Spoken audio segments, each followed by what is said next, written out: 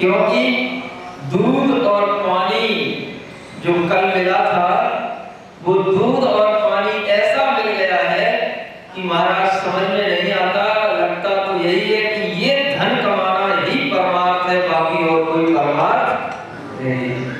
तुम्हारे मन की बात बता रहा हूं, आचार्य महाराज के मन की नहीं है। अभी तो वह अर्थ ही हमें परमार्थ समझ में आ रहा है, कब वह दूध का दूध और पानी का पानी होगा, कब होगा? एक विवेक बुद्धि केवल उस भेद विज्ञान के माध्यम से ही ये दूध का दूध और पानी का पानी अलग हो सकता है। एक हंस पक्षी होता है, सुना है उसकी चोंच में ऐसा एक रसायन रहता है जिसके माध्यम से वह दूध को पिए। कौन सा दूध? तुम्हारा पानी मिला हुआ है, जो ओरिजिनल दूध है जिसमें पहले से पानी मिला है, उस दूध वह भी अगर वो पिए तो वह केवल दूध दूध पी लेता है और पानी पानी को छोड़ देता है।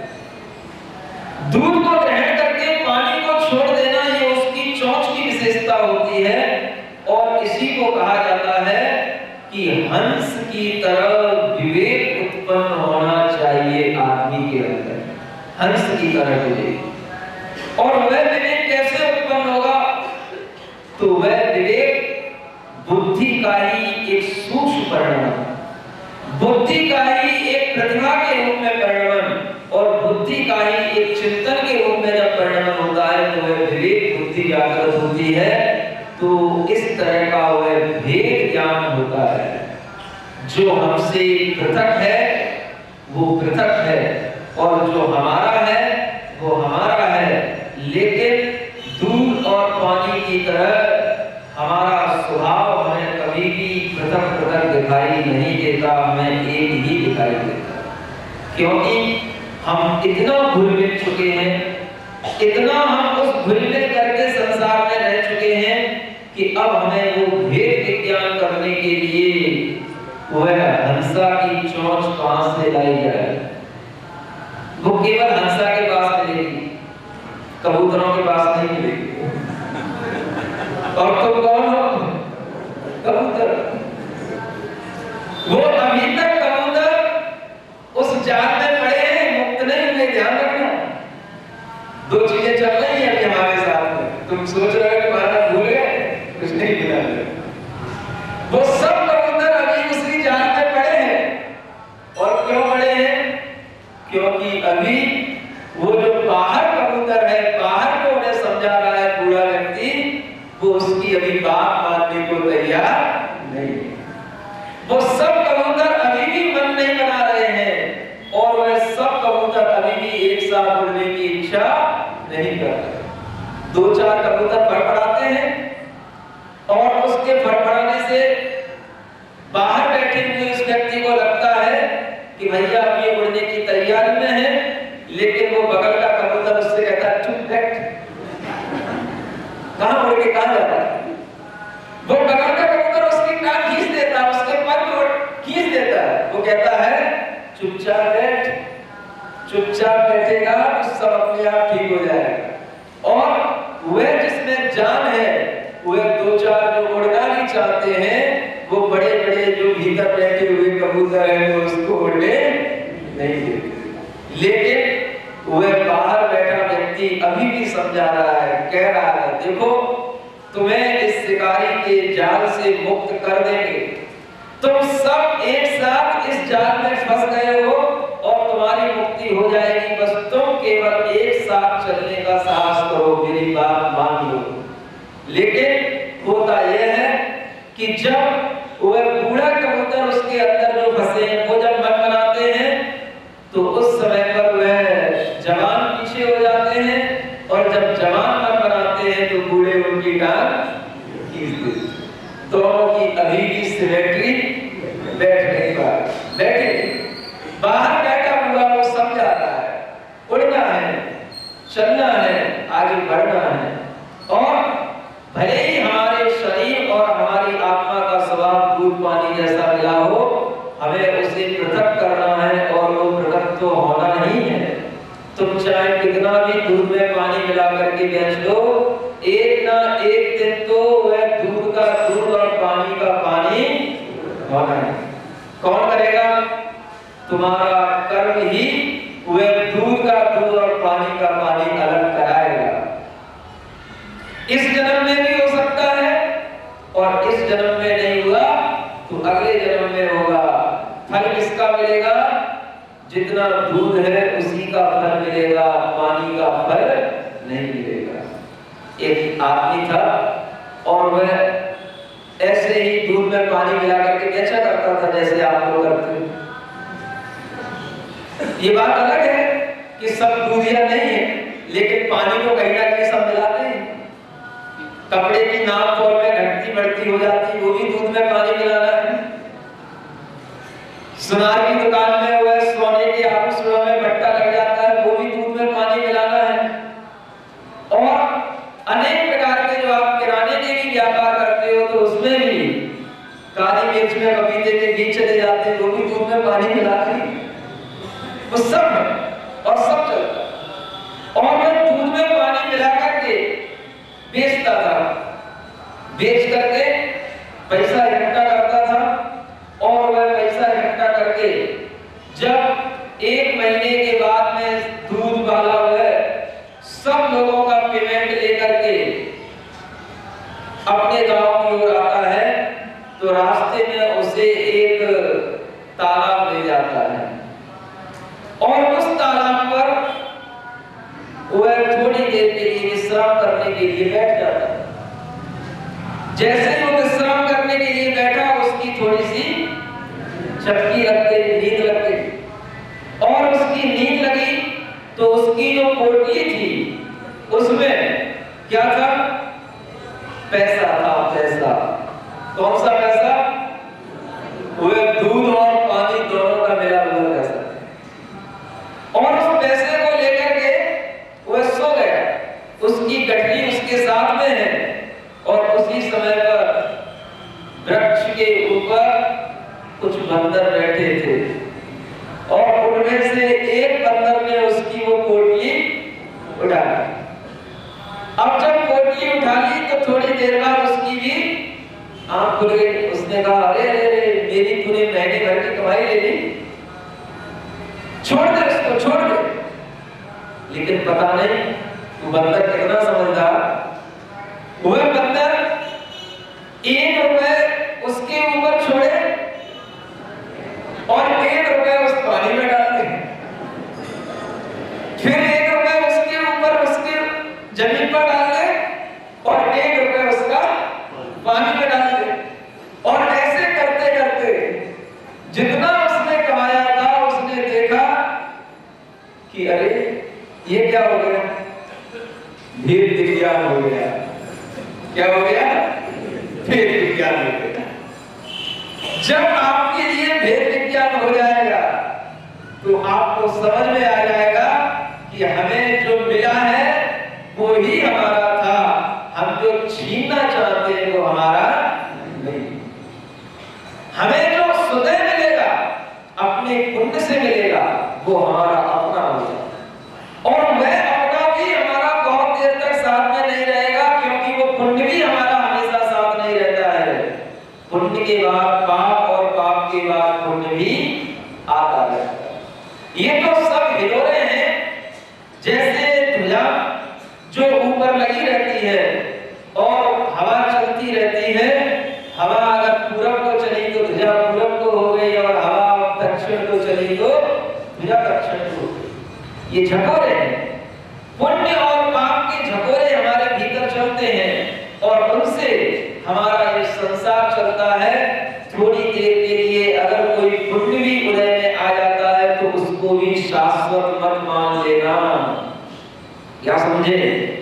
कोई भी पुण्य, चाहे वो आपकी अमीरी का पुण्य हो, आपके अच्छे बिजनेस का पुण्य हो, या आपको कोई समाज के पुण्य हो, आप अध्यक्ष हैं, उपाध्यक्ष हैं, मंत्री हैं, सबकी एक टाइम लिमिट तो होगी। हमें पता नहीं है आपके यहाँ क्या व्यवस्था है, लेकिन सबकी टाइम लिमिट होगी। कुछ जगह ऐसी भी रहती है जहां एक बार अगर कोई अध्यक्ष बन जाता है तो जिंदगी में बना रहता है, और कुछ जगह ऐसी होती है जहां पर हर 3 साल बाद उसकी कुर्सी खींची जाती है, तो हर 5 साल बाद उसका कुर्ता खींचा जाता है। ऐसा भी होता है। अब आपके यहाँ कैसा है पता नहीं, लेकिन कोई भी हो, कोई भी पद शाश्वत नहीं है, क्योंकि वह भी हमारे अपने पुण्य के उदय से मिला है, और वह पुण्य का उदय हमेशा रहने वाला नहीं है। वह दूध का दूध और पानी का पानी सबके लिए एक ना एक दिन होना है, सबके लिए होना है।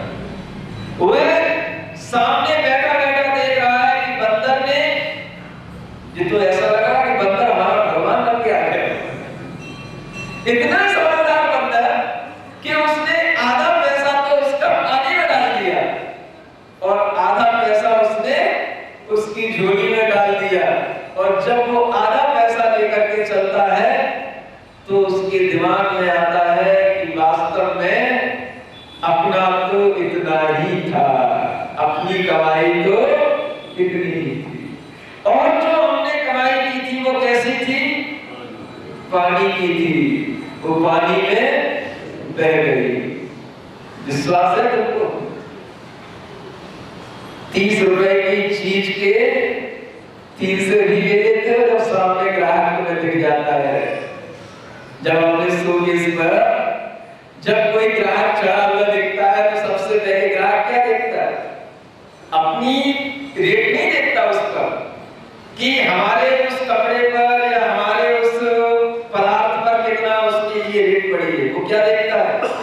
सामने वाले का हुलिया देखता है, हुलिया, और उसके हुलिया को देख करके वो समझ लेता है कि इसको 30 रुपए की चीज 300 में देना है कि 30 रुपए की चीज 200 में देना है, तो देख लेता है, और उसी के अनुसार उसके रेट बन जाते हैं और वह उससे पेमेंट ले लेता है। 30 के 300 हो तो गए, लेकिन कब तक रहेंगे वो? विश्वास है कब तक रहेंगे? महाराज जब तक हम रहेंगे तब तक रहेंगे। पानी की कमाई पानी में ही जाएगी। वह जो अर्थ तुम्हें मिला है जिसे तुमने अन्याय के साथ अधिग्रहण किया है, अगर तुम उस पानी की कमाई को भी दूध की बनाना चाहो तो फिर हम कोई उपाय बताएं। बोलो, या तो एक तरीका है कि उसको पानी की है तो पानी नहीं जाने दो, ना महाराज तुम मतलब रखो उससे, ना आप कोई मतलब रखे। बोलो, और अगर तुम चाहते हो कि उस पानी का दूध बन जाए, 2 नंबर का 1 नंबर बन जाए, तो फिर उस तरीका बताया जाए। बोलो, चाहते हो? कोई नहीं बोल रहा है। महाराज गड़ा है, उससे गड़ा रहने दो, उसको उखाड़ो मत। तो हमारे पूर्वज गाड़ गए, हमको दे गए, अब आप उसको उखाड़ करके जब सामने ले आओगे तो भले ही वो 2 नंबर का 1 नंबर में हो जाएगा, लेकिन हमसे तो छूटे जाए। सोच लो, अगर तुम उस दूध पानी को भी दूध बनाना चाहो तो उसमें से भी वह दूध बन सकता है। जो तुमने कमाया, जो तुम्हारे न्याय का था, जो अर्थ तुम्हारे लिए अपना था, वो तो तुम्हें मिल गया, लेकिन बहुत कुछ अर्थ ऐसा रहता है जिसे हमने अन्याय से कमाया है, और अन्याय से कमाए हुए अर्थ ही बैंक में जमा होते हैं। नहीं तो गरीब आदमी के पास जो सुबह रोटी के लिए मजदूरी करता है और शाम को उसके घर में चूल्हा जल जाए ये भी जरूरी नहीं रहता, उसके कभी भी बैंक बैलेंस नहीं चल पाते। किसके चलते हैं बैंक बैलेंस? महाराज पुण्यवानों के चलते हैं। आप गलत क्यों बोल रहे हो? पुण्यवान है। अगर पुण्यवान हो तो उस पुण्य की भी और डेंसिटी बढ़ाओ, उस पुण्य को भी और सुरक्षित करो, और उस पुण्य को भी इस तरह से लगाओ कि वह पुण्य तुम्हारे लिए हमेशा पुण्य का ही काम करता रहे, वह पुण्य तुम्हारा पाप में न बदल पाए। बोलो तैयार हो? हामी तो बहुत कबूतर है। अगर उस पुण्य को भी तुम स्वागत करना चाहते हो तो आचार्य कहते हैं उस अर्थ को परमार्थ में लगाओ, उस अर्थ को परमार्थ में। जो जो परमार्थ के काम हैं जिनसे हमारा परलोक सुधरता हो, जिनसे हमें उत्कृष्ट अर्थ की प्राप्ति होती हो, उस परमार्थ में जब तुम उस अर्थ को लगा दोगे, तुम्हारा वह अर्थ जो पानी का है वह भी दूध में बदल जाएगा। बताओ कितना अर्थ तुम परमार्थ में लगा पाते हो? ईमानदारी से बताओ। जो जो तुम्हें मिला है, तुम्हारे शरीर से लेकर, तुम्हारी इंद्रियों से लेकर, तुम्हारी श्वासों से लेकर, यहीं से शुरुआत कर रहा हूं, जहां से आचार्य गुरुदेव की शुरुआत, और यहां से फैलते हुए जो विस्तार होता गया, तुम्हारे भवन, तुम्हारी दुकान, तुम्हारी प्रॉपर्टी और तुम्हारी डीलिंग सिस्टम जहां तक भी चल रहा हो, उसमें से कितना तुम परमार्थ के लिए लगाते हो हमें ये बताओ। अगर नहीं लगाते हो तो इसका मतलब है कि तुम पानी को पानी ही की तरह बह जाने देना चाहते हो, तुम उसे दूध नहीं बनाना चाहते। देख लो कितना अर्थ हमारा परमार्थ के काम आता है। हमारे लिए उस अर्थ का 1% भी परमार्थ में नहीं लगता है, 1%। वो बाबा रामदेव तो चिल्ला रहा है कि जो स्विस बैंक में पैसा जमा है करोड़ों का, अरबों का, खरबों का, वो पैसा इधर भारत में आ जाए तो भारत में समृद्धि हो जाए, भारत से अकाल दूर हो जाए, लोगों की दुर्भिक्ष दूर हो जाए और सबको रोजगार मिल जाए, सबको भोजन मिल जाए। उस बाबा रामदेव को जाके समझाना, उससे कहना काहे को पागल हो रहा है? भारत के बाहर जो पैसा है उसकी तो तू छोड़, अभी जितना यहाँ भारत में अंदर है उतना भी अगर बाहर निकल आए तो भी सब दुनिया की गरीबी दूर हो जाए और भारत विश्व का सबसे बड़ा राष्ट्र बन जाए। क्या बात करते हैं? कितना दबा के रखा है? एक एक व्यक्ति यहाँ पर ऐसा है जो एक शहर का मालिक है, एक व्यक्ति, और ऐसे ऐसे यहाँ पर धन्नाशाह हैं इस भारत के अंदर जो पूरे देश को भी खरीदने की क्षमता रखते हैं। भारत के बाहर का पैसा जब आएगा उसकी बात तो छोड़ो, जो अपने पास है, जो यहाँ पर दबा के रखा है, उसका भी अगर उपयोग हो जाए तो भी ये गरीबी, ये भुखमरी सब मिट जाए, लेकिन कभी भी नहीं मिट सकती, कभी नहीं मिट सकती। क्यों नहीं मिट सकती? क्योंकि हमारे भीतर का पाप हमारे साथ रहता है। चाह करके भी बड़े बड़े गोदाम बने रहते हैं, वेयर हाउस बने रहते हैं, हजारों लाखों क्विंटल माल पड़ा रहता है और उनमें सड़ जाता है, और वहीं पर वह गरीब बाहर खड़ा खड़ा तड़पता रहता है, उसके लिए 1 किलो गेहूं नहीं मिल पाता। क्यों नहीं मिल पाता? क्योंकि उनके ऊपर भी कब्जा है सरकार का, नेताओं का, और उसके बाद में जो साहूकार हैं उनका। वे सब इस फिराक में रहते हैं कि इस साल इसकी रेट, इसके शेयर कितने बढ़ रहे हैं। उन्हें केवल शेयर बढ़ने से मतलब रहता है, मार्केट वैल्यू बढ़ने से मतलब रहती है, उन्हें उस गरीब से ना कभी मतलब रहा और ना है। और वह गरीब तो अपने पाप कर्म से जूझ रहा है, कभी भी तुम उसके पाप को पुण्य में बदल नहीं सकते, ये भी उसका एक पाप है। सामने सामने रखा हुआ वह अनाज सड़ता जाएगा, लेकिन वह उस गरीब के घर तक नहीं पहुंच पाता है। एक बहुत अच्छी चीज पढ़ी थी अभी, एक चित्र है जिसमें एक गरीब बेटा अपनी मां की गोद में बैठा है और वह भूखा है, तड़प रहा है। वह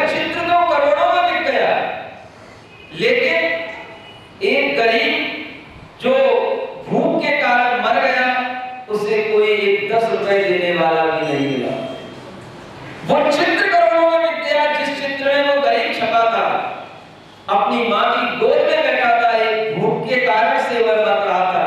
वह चित्र तो लोगों ने करोड़ों में खरीद लिया, लेकिन जो भूख से वास्तव में मर रहा था उसे कोई 10 रुपए 100 रुपए देने वाला नहीं मिला। ये दुनिया की स्थिति है। हम सिर्फ जितना जीते हैं दिखाने के लिए जीते हैं, और हमें जहां जहां दिखाने को मिल जाता है वहां पर उस अर्थ को भी दिखा देते हैं। अगर हम तुमसे कहते हैं कि उस अर्थ को परमार्थ में लगा दो, तो उस परमार्थ